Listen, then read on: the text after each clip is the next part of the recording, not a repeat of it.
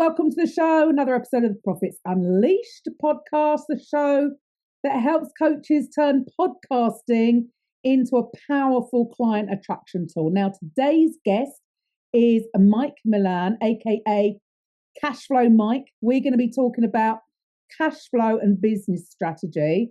Just to let you know, after the ads, I will be sharing the secret to consistent podcasting without burning out or quitting.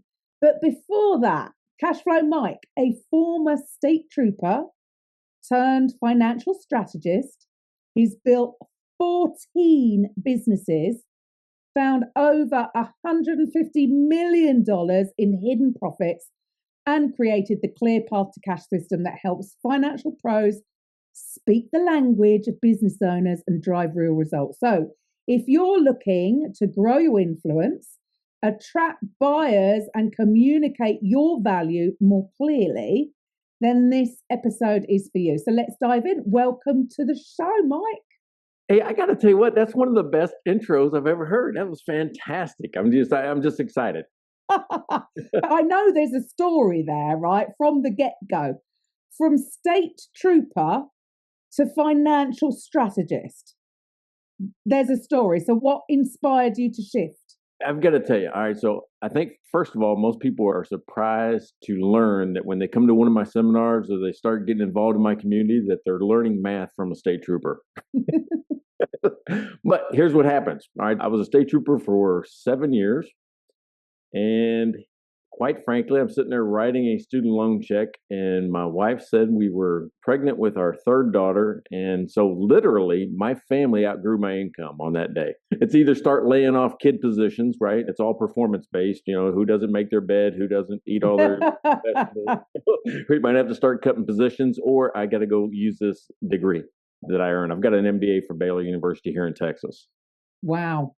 Isn't it interesting? You could have done it before, but you wait until that one moment when your back's against the wall. That's how we work, isn't it? Sometimes if we're too comfortable, we don't make a change. When something happens, it's number 3 on the way, all of a sudden you've got to look at things slightly different. But why? Okay, just because you're using that degree, but why choose that particular path? Business was always kind of something that I liked. My skills were being a state trooper. Those don't transfer over. You can't really just start a police business. I was also in the Army National Guard, right? That's also not a skill set that you can transfer over, but the two had a common thread. And that was I could clean, right? So if anything, I could clean stuff. I started a janitorial company, and believe it or not, I tripled what I made the first year from being a state trooper to just being a janitor. It can be done. Trust me. So you really, some of these businesses that you built and grown, in a way, they were like experiments, right? To put your strategies into action. So how do you do this? You've got this clear path to cash. What's your process? How do you help these businesses? Yeah, let me go back to something you said about being experimental. That is, learn things, right? You have to kind of live some of the pain in order to understand how to avoid it. That's just how we are in our life. But for me, I thought I could flip businesses like people flipped houses, right? You go in, you make them into something. And I always had a rule that as soon as we needed an HR department, I had to sell it. That means it had gotten too big. Now we have rules. So as soon as they put rules in, I'd lived a life of rules, being a police officer, being in the Army. I'm like, I just don't want rules anymore. I want to be able to do what I want to do. Love that. Time to go. Time to go. That's right. But really what it came about was that once you struggle and I had a company, the one that really made it, right? The biggest one that I've built so far was a hotel staffing company. And it was born out of the janitorial company, which I just morphed it into hotel staffing, providing housekeepers and landscapers and kitchen workers for hotels. And that one took off, right? I became preferred vendor of Marriott and Hyatt and Hilton and opened 27 offices in 9 states in 3 years, right? Wow. So when you do, that's actually one of the things that you can do when you grow that fast. It's called growing broke, right? Which means you can actually outrun the amount of money that you have to support the business. It's really a weird phenomenon. But think about this.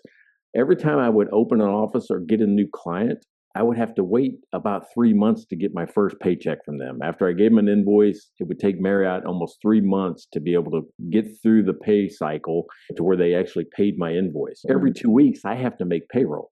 So if you don't have the cash, every new account that you sell, you're actually contributing to the problem. And it took me 3 years to figure that out. I'm like, oh, why am I always, I make money on paper, but I never have any. What is that process? So it's called growing broke.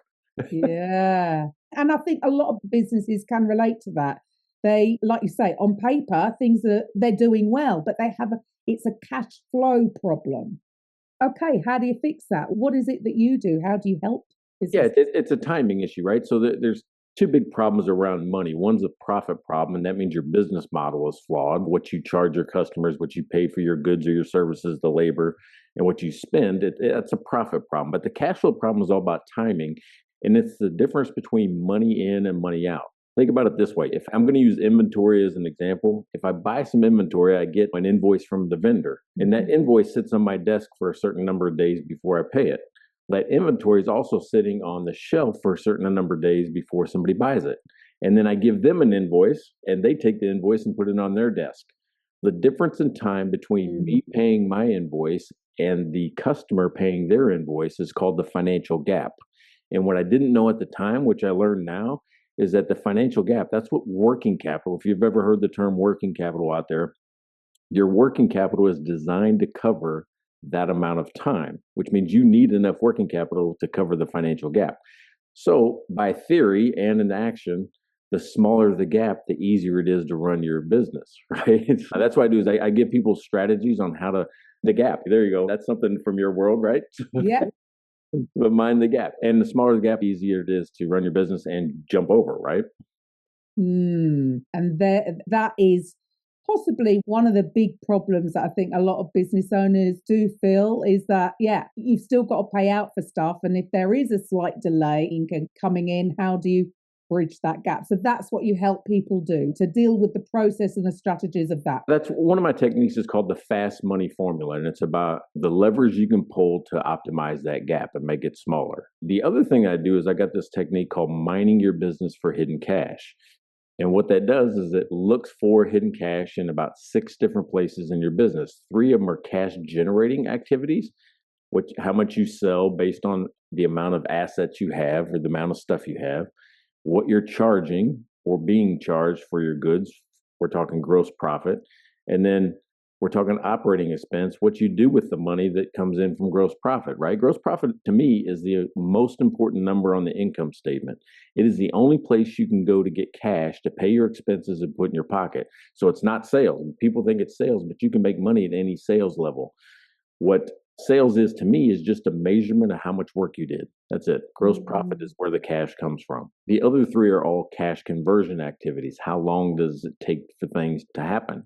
Pay your bills, get paid, or inventory sitting on the shelf. So those 6 together, I compare you to 2 different things. One is the industry average. This is like getting a C in business.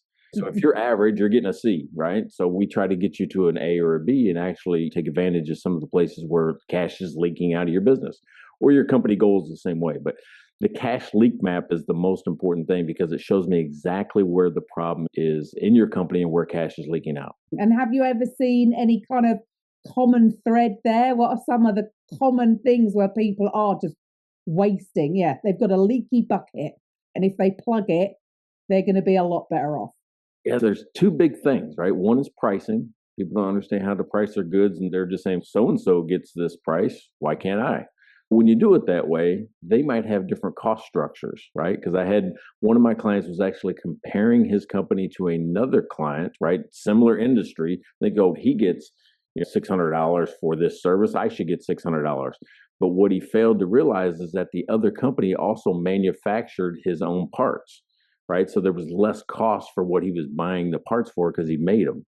Where my client actually had to go out on the market and buy the parts because he couldn't make them himself. So the costs weren't the same. So pricing is important to understand what your costs are. The second thing is too much inventory because nobody knows how much you should have. And it's a simple calculation, and math is never good on podcasts. But if you just take the average amount that you sell per month right? We'll just use 200 as an example. If I sold 200 things per month and I could get them delivered once a week, that means I could get it 4 times a month. So I take 200 divided by 4, it means I need 50 of those. What most people do is they'll go in and not count what they already have. They'll say, oh, I sold 5 last week, give me 5 more, give me 10 more. And they'll just guess at their inventory purchases. Instead, if you knew it was 50, if you counted 60, you wouldn't order, right? And you would actually save money and keep that money in the company and have the right amount of inventory on the shelf. If there was 30, you don't just guess on how much you should order. You say, I only need 20 because that's how much you sell on the average basis. So you need these systems in place. You need these processes in place so that you can, I suppose it's taking a lot from a mindset point of view even. It'll give them a little bit more relief because the numbers don't lie. And do you find that many business owners, like you say, people don't want to talk about math because we want to go, no, we don't like numbers. But if you're in business, you need to know your numbers. You've got to know your numbers, right? What is it that you've been really trying to achieve since you've been doing this? What is the big goal for you, Mike? Yeah, so everybody says, what's your mission, right? My mission is to eliminate cash flow as a reason that a business fails, right? I want you to fail because people hate your product. Right? I want you to fail because you got in a fight with your partner. I don't want you to fail because you run out of money. So everything that I do is to put more cash in your pocket. Love that. And what do you think, or what have you seen in your experience as where is it that people are really getting stuck in this? Because it doesn't happen overnight. There's no such thing as overnight success. And it takes a while to grow your business. But from what you've seen, what are the biggest things where business owners are just, they can't seem to get to that next level? Yeah, so it's really interesting. So the first book I wrote was called Don't Be a Dumb Business Owner. And dumb doesn't mean unintelligent, it means I don't understand my business. And a lot of times it starts with those financial statements. People come to me all the time and says, Mike, my accountant gives me these papers. What am I supposed to do with it? They look at them, but they don't really know how to use them. What I do is if you went to my website, cashflowmike.com, there's a free course that teaches you how to use financial statements in 7 minutes. It's called the 7-minute conversation about how to use all 3 financial statements, not just one. Because most people will go, oh, I know the income statement, but the income statement is just a report card, right? It just tells you if you had a good or bad month or quarter or year, and then it starts over. I bet 95% of the people don't know how it starts over. How do I get to say, oh, we blew it in January, let's just go get them in February? Well, how do you get to start over? You get to start over because the result, that net profit, gets moved onto the balance sheet in a thing called retained earnings. So if you see that, that is the accumulation of all the profit or losses you've ever made. The balance sheet, believe it or not, is the most important financial document because it is the culmination of every single decision you've ever made. What you buy, what you own, who owns the company, what you did, how much you made, all of it is right there. It never starts over. Everything feeds onto the balance sheet. So there's a lot of things you can do with it to help you make better decisions, and so you don't get into trouble with like debt and things like that. And then the last one is the cash flow statement, and nobody looks at it. Nobody. They're like, that's way off. I have no idea what to do with that. It is the tattletale of the business. It tells on you. It tells people that know how to read it where the money came from and what you did with it, no matter what story you tell them. And the reason why it's so hard to understand is that the income statement and the balance sheet are vertical math. I start at sales and I keep subtracting until I get to profit, or I put money in the bank account and it goes up and I take it out and it goes down. That's vertical math. The cash flow statement is horizontal math, which means it looks at what it was last period, what it is this period, and you see the change. Nobody can come up with the transactions. How did they get to that number? Because it's just the difference between 2 periods, so it's horizontal math. So you got to shift the way you think about it, but I think once you do, you understand what it's saying. And as long as you're growing, doesn't matter how quickly you get to that imaginary or that perceived destination that you've created in your own head. As long as you're growing, you're going in the right direction. So what else do you think? What holds people back from, I suppose, avoiding the math? You know what? People tend to spend time where they're comfortable and what they like doing, right? So if in my business, if I like to just go on podcasts, I'm going to spend more time doing that and not looking at financial statements and not looking at what I price goods at. If I like to talk to customers, if I like to go to the conferences or the trade shows, that's where you're going to spend time. So I can always tell on my team, at least, what they like to do because they spend more time doing it. Yeah. Yeah. And so what would be your biggest tip for any business owner that maybe is at that stage where they are struggling, not quite getting to that next level? What would be your number one tip for them to walk away from this podcast with? I have an expense control rule, and it's one rule that rules them all. And if you violate this rule, your company will die. It cannot survive long term. And it's about expense control. And the rule is this, and I'm going to say the technical way, and then I'm going to go back and explain it. But the rule is when gross profit decreases, you have to decrease operating expense by the same amount, right? Here's what I mean by that in just simple language. Gross profit is the amount of money you have to spend. Operating expense is how you spend it. When you have less money to spend, you should spend less money. It's the same thing in your house. If you took a $2,000, or do I say pounds with you? I don't know which one. If you had a 2,000 whatever pay cut per month, would anything change in your house? Maybe you can still pay your bills, but you're not going to Taylor Swift concerts. You're not going out to eat and stuff like that. Something's got to change. That's the same thing in your business. And those are the two numbers that matter: gross profit and operating expense.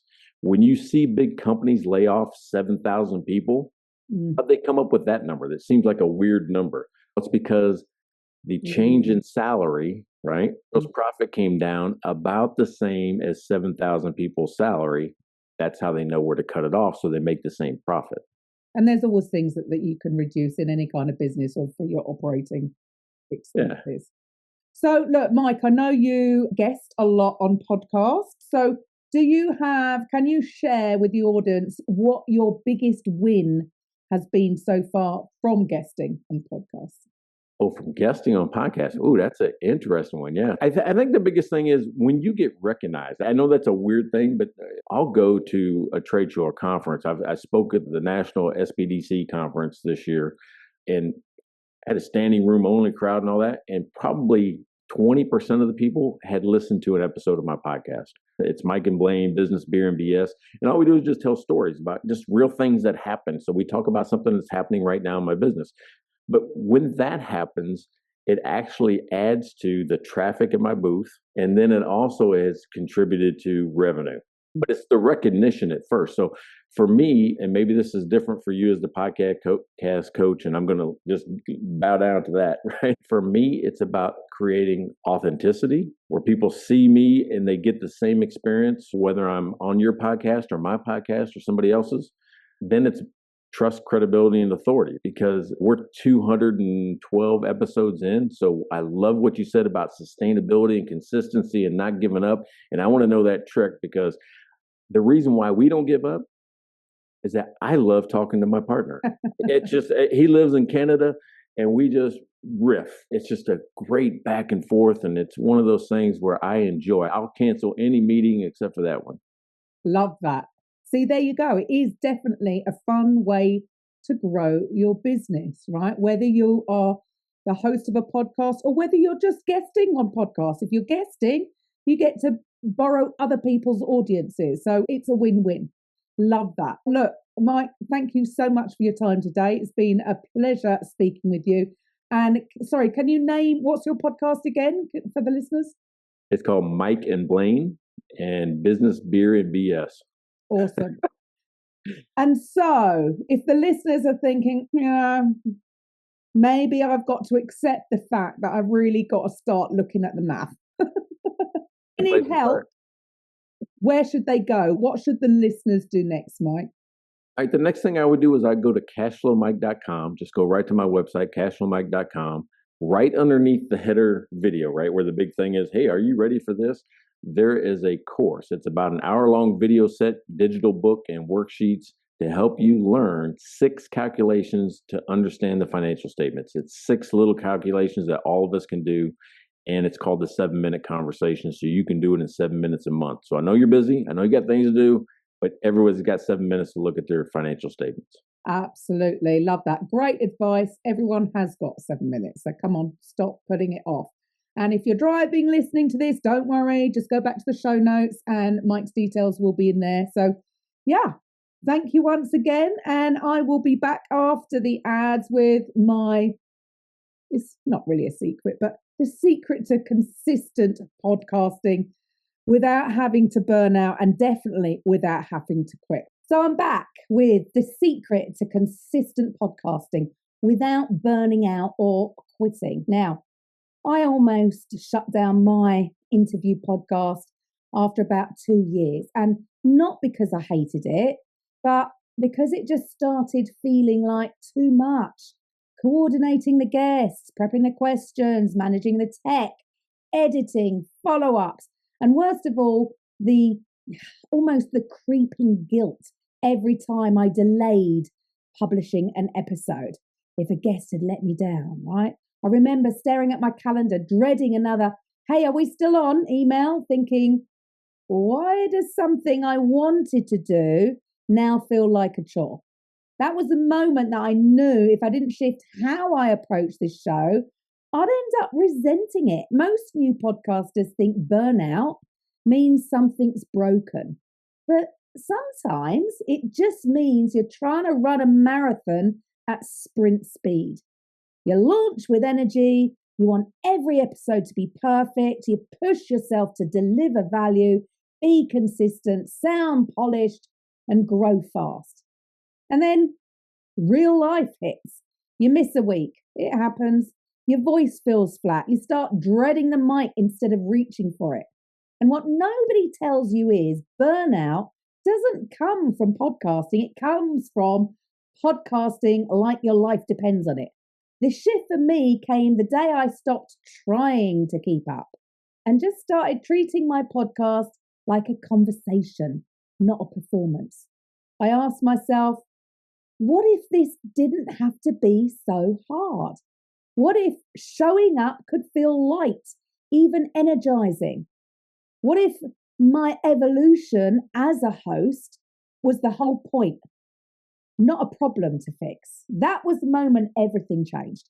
Not because I added more strategy, but because I removed the pressure to sound like someone I wasn't. Consistency isn't about showing up the same way every time. It's about staying in the game, even if the way you show up evolves. Mine's evolved. You don't need to publish perfect episodes. That's the beauty of podcasting.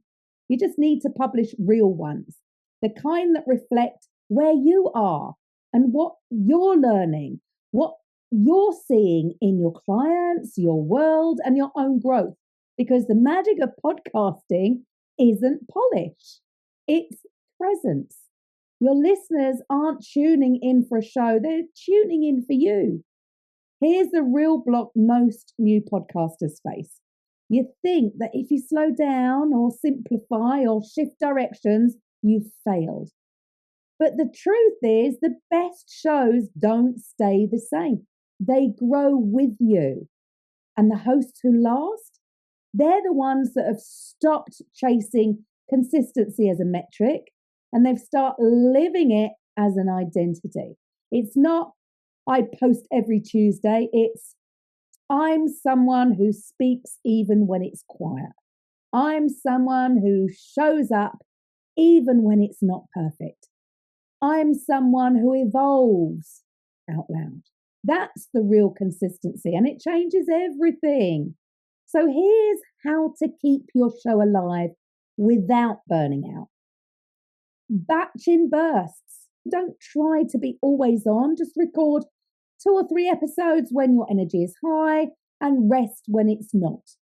And allow the format to evolve. Not every episode needs to be long. Try voice notes, try rants, try quick lessons. Keep a running idea list. Don't wait for inspiration. Capture the sparks as they come, even if they're messy. And if you ever feel stuck, don't quit. Just pause. Rethink the pace. Then come back as the next version of you. So look, if this episode hits home, do 2 things. Take a breath. You're not behind. You're just building your rhythm. Send this episode to one friend who's been quietly struggling to stay consistent. Let them know that they're not alone and they don't have to burn out to grow. And hey, if you're ready to evolve, if you're ready to get out there and guest maybe as a starter on podcasts, then I've got the perfect thing for you. My mini course, the Podcast Profits Funnel, is out. And as you're a listener, you can get it for free. This is normally a paid course, but for you, my listeners, this is a free course. Go to podcastprofitsunleashed.com/free. See you next week. Thank you for listening to today's episode on the Podcast Profits Unleashed podcast. If you're